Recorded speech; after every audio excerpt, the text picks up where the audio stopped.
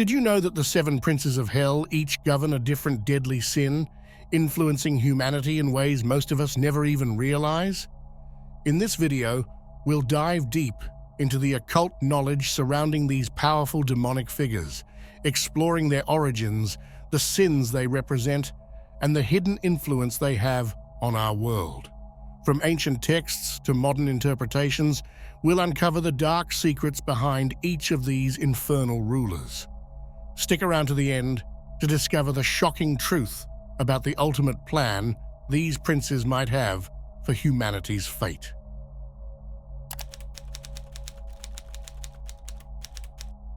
Gnosis is far more than just knowledge.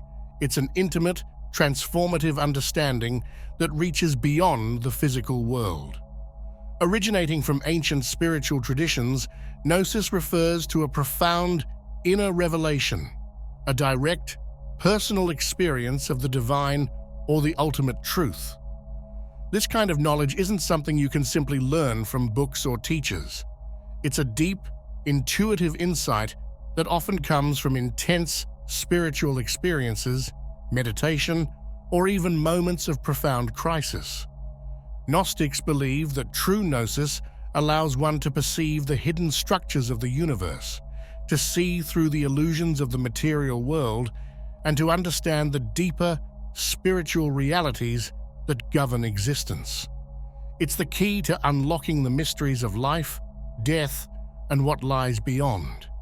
In many ways, Gnosis is about peeling back the layers of reality, uncovering the truths that are usually obscured by everyday life, and achieving a kind of enlightenment that transcends ordinary understanding.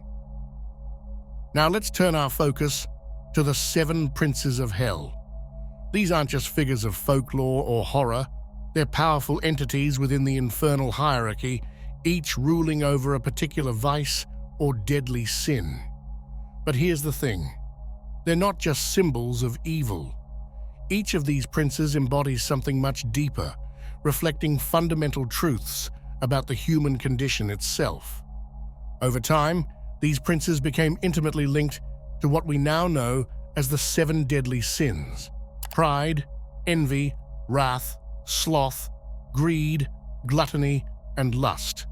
But this connection goes beyond simple moral lessons about right and wrong. Each sin is symbolic of deeper spiritual struggles, representing the obstacles that every person must face on their path to enlightenment or self-realization. For instance, pride isn't just about arrogance, it's about the danger of elevating oneself above others, leading to a disconnect from the divine and the greater whole. Envy isn't merely jealousy, it's a manifestation of a deeper dissatisfaction with one's place in the world, reflecting an inner spiritual void. Wrath goes beyond anger, symbolizing the destructive potential of uncontrolled passion and the chaos it can unleash within the soul. These sins, as represented by the princes, are like reflections of the darkest aspects of human nature. They are the forces that can lead us astray, away from spiritual growth and gnosis. But at the same time, they are also challenges to be understood and overcome. In many spiritual traditions, confronting and mastering these vices is seen as essential for anyone seeking true gnosis, as it requires facing and integrating the shadowy parts of the self. Lucifer isn't just any fallen angel. He's the most powerful and feared of all demons, and there's a reason for that.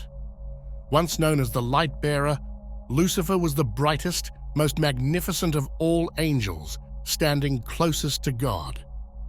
His high status makes his rebellion so significant. Unlike other demons, who were either created as lower beings or fell from grace in less dramatic ways, Lucifer was once divine, a being of pure light who chose darkness out of pride. What makes Lucifer so different and so much more powerful than other demons is his origin and his intelligence. He didn't just become evil, he consciously decided to challenge the highest authority. This wasn't just a simple act of defiance. It was a cosmic rebellion that shook the foundations of heaven. After his fall, Lucifer didn't just disappear. He became the ruler of hell, a leader among demons because of his unmatched power and cunning. Lucifer's thirst for forbidden knowledge also sets him apart. While other demons might focus on spreading chaos or tempting humans with base desires, Lucifer's approach is far more dangerous. He seeks to twist truth and light, using his intelligence to manipulate and corrupt in ways that are far more subtle and effective. In the hierarchy of hell, Lucifer stands at the top because he represents the ultimate sin: pride. His fall from the highest heights gives him a unique authority and makes him the most dangerous force against the divine. Lucifer isn't just another demon. He's the embodiment of rebellion, the symbol of what happens when pride overtakes humility and knowledge is pursued without wisdom. This is what makes him the most powerful and feared figure in the infernal realms.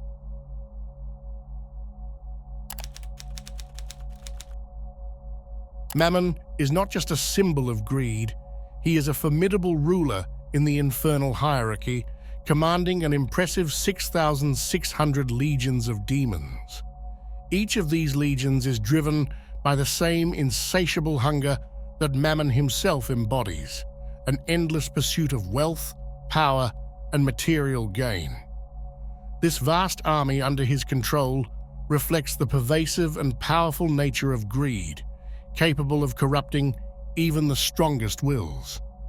Throughout history, Mammon's influence has been invoked in various contexts. In the Middle Ages, he was often cited by theologians and moralists as the embodiment of materialism and avarice, a force that leads people away from spiritual fulfillment and deeper meaning in life. The term Mammon itself became synonymous with worldly wealth and the dangers of placing material gain above all else. One notable historical anecdote involves the 16th century Spanish mystic and theologian Saint Teresa of Avila. She warned against the dangers of wealth and how it could lead even the most devout individuals astray. In her writings, she referenced Mammon as a lurking presence behind the temptation to accumulate riches, suggesting that his influence was felt even within the church, where the pursuit of wealth could corrupt spiritual leaders and lead them away from their true calling. In art and literature, Mammon has often been depicted as a bloated, grotesque figure, weighed down by his hoard of gold and jewels. The 17th century poet John Milton, in his epic Paradise Lost, portrays him as a fallen angel who, even in hell, cannot stop obsessing over the riches of the earth. Milton describes how, rather than lamenting his fall, Mammon immediately sets about searching for the hidden treasures of hell, showing that his greed transcends even the boundaries of damnation. The figure of Mammon serves as a powerful reminder of the dangers of unchecked greed. His legions of demons work tirelessly to sow the seeds of materialism, drawing people away from spiritual enlightenment and into a life of endless pursuit and dissatisfaction. Through the ages, Mammon has been a symbol of the corrupting power of wealth, showing how easily the desire for more can lead to the enslavement of the soul. Asmodeus, the demon of lust, is one of the most enigmatic and compelling figures in demonology. Often depicted with a twisted, fearsome visage, sometimes with 3 heads, one resembling a bull, one a ram, and one a man, he exudes an aura of both seduction and terror. His body is usually portrayed as serpentine or draconic, with powerful wings and clawed feet, symbolizing the primal and animalistic nature of the desires he embodies. Asmodeus doesn't just tempt with physical attraction, he embodies the very essence of unbridled passion, driving humans toward obsession and excess. But lust, as represented by Asmodeus, is not merely about carnal desire. He personifies the intense, often overwhelming urges that can drive a person to lose control, whether it's through sexual passion, the pursuit of pleasure, or the relentless chase of something deeply desired. These impulses can be both creative and destructive. In one sense, they fuel the human drive for connection, love, and even artistic expression. In another, they can spiral into addiction, jealousy, and the ruin of relationships and lives. Historically, Asmodeus has been feared and invoked in numerous cultures as the source of overwhelming lust and jealousy. In the Hebrew book of Tobit, Asmodeus is the demon who kills the 7 husbands of Sarah on their wedding nights, driven by a jealous obsession. His name has been linked to the Persian Eshma-Deva, a wrathful spirit associated with rage and desire, indicating the deep roots of his influence across various traditions. Yet, Asmodeus also represents the dual nature of lust. On one hand, he symbolizes the potential for connection and the powerful creative force of desire, which can inspire love, art, and passion. On the other hand, he embodies the dangers of letting these passions run unchecked, leading to destruction and chaos. This duality is what makes Asmodeus such a complex and dangerous figure. He is the fire that can either warm or consume, depending on how it is harnessed.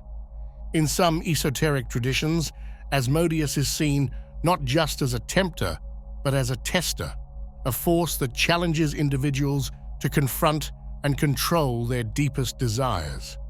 In this light, he is less a figure of evil and more a necessary force in the journey of self-discovery and mastery.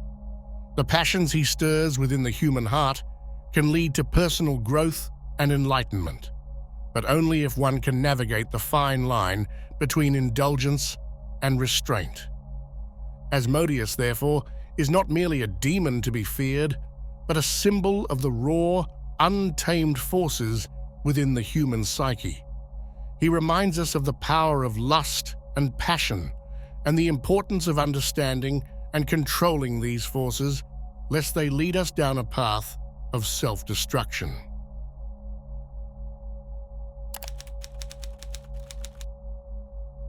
Leviathan, a colossal sea monster found in various mythologies, is most prominently described in the Hebrew Bible as a powerful beast of the deep. This creature is often depicted as a writhing serpent or a multi-headed dragon, a being so immense that it stirs the oceans and darkens the skies. In Christian demonology, Leviathan is associated with envy, representing the overwhelming force of jealousy and discontent that can consume the soul. The concept of Leviathan as the embodiment of envy is deeply symbolic. Envy, like a sea monster lurking beneath the surface, is often hidden, festering within, and slowly growing in power. It drives individuals to measure their worth against others, leading to feelings of inadequacy and bitterness. Leviathan's association with the sea reflects the turbulent, churning nature of envy, unpredictable and capable of causing great destruction when unleashed. However, his role in esoteric traditions adds another layer of meaning. Here, envy can be seen not just as a negative force, but as a profound expression of the soul's longing for something greater. In this context, Leviathan represents the deep, sometimes desperate, yearning for transcendence. The soul, trapped in the mundane or material world, envies those who seem closer to spiritual fulfillment or enlightenment. This kind of envy can act as a motivator, pushing one to pursue a higher state of being. The challenge, however, is in channeling this longing constructively, transforming it from a destructive force into one that drives growth and spiritual evolution. Historically, it has also been linked to chaos and the primordial waters in various cultural myths. In Canaanite mythology, Leviathan is akin to the sea monster Lotan, whom the god Baal-Hadad defeats, symbolizing the triumph of order over chaos. This narrative parallels how envy, if unchecked, can lead to chaos within the human heart, while overcoming it can lead to inner peace and order. Leviathan stands as a powerful symbol of envy, the deep-seated feeling of discontent and comparison that can consume the human spirit. This monstrous sea serpent represents how envy, like a beast lurking beneath the surface, can slowly grow, causing turmoil within and wreaking havoc when unleashed. However, beyond its destructive nature, Leviathan also embodies the soul's longing for something greater, a desire to transcend the mundane and achieve a higher state of being. This dual nature makes Leviathan a complex figure, a reminder of the chaos envy can bring, but also of the potential for transformation if this energy is redirected toward personal and spiritual growth. Satan, the ultimate adversary in Christian theology, is often depicted as the personification of wrath, an uncontrollable, destructive anger that seeks to annihilate everything in its path. This wrath isn't just random violence, it is a calculated force that seeks to destroy the foundations of morality, order, and peace. In many depictions, Satan is a fearsome figure, often portrayed with horns, a muscular physique, and a face twisted in rage, embodying the very essence of hatred and fury. Wrath, as represented by Satan, is a force that can lead to catastrophic outcomes. It's the rage that sparks wars, incites violence, and tears apart communities and nations. Satan's wrath is particularly terrifying because it is not just about emotional outbursts, but about the calculated, relentless pursuit of destruction. This is the kind of anger that festers, turns into hatred, and eventually erupts in a way that can devastate everything it touches. But in some esoteric traditions, Satan's wrath takes on a more nuanced role. Rather than being purely malevolent, this wrath can be seen as a necessary force of destruction that clears the way for new beginnings. Just as natural disasters can lead to the renewal of ecosystems, Satan's wrath, in this light, acts as a purifying fire, burning away the old, corrupt, and stagnant, making space for new growth. This interpretation aligns with the concept of the dark night of the soul, where one must face and endure the wrathful forces of the psyche to emerge transformed and enlightened. Historically, Satan's association with wrath can be traced back to his role as the ultimate rebel against divine authority. In texts like John Milton's Paradise Lost, Satan's rebellion against God is driven by pride, but executed through wrath. His anger at being cast out of heaven becomes the fuel for his endless battle against the divine order. This wrath is not just a personal vendetta, it represents the chaos and destruction that arise when the natural order is disrupted. Satan's wrath, therefore, is a double-edged sword. On one side, it symbolizes the destructive power of anger, capable of tearing down even the most sacred and established structures. On the other, it represents the necessary destruction that precedes creation, a force that, when harnessed, can lead to profound transformation and renewal. Belphegor is often portrayed as the demon of sloth, but his influence extends far beyond mere laziness. Sloth, in Belphegor's domain, represents a deep spiritual stagnation, a state where the soul becomes stuck, refusing to grow or evolve. It's not just about avoiding work or responsibility, it's about the deeper refusal to engage with life's challenges, to push towards spiritual or personal development. Belphegor embodies the danger of settling into complacency, where the comfort of inaction becomes a trap that prevents any meaningful progress. However, Belphegor's sloth also has a more nuanced aspect. It can represent a state of waiting, a kind of hibernation where transformation is quietly brewing beneath the surface. This period of stillness isn't inherently negative. In some esoteric traditions, it's seen as a necessary phase in the cycle of growth.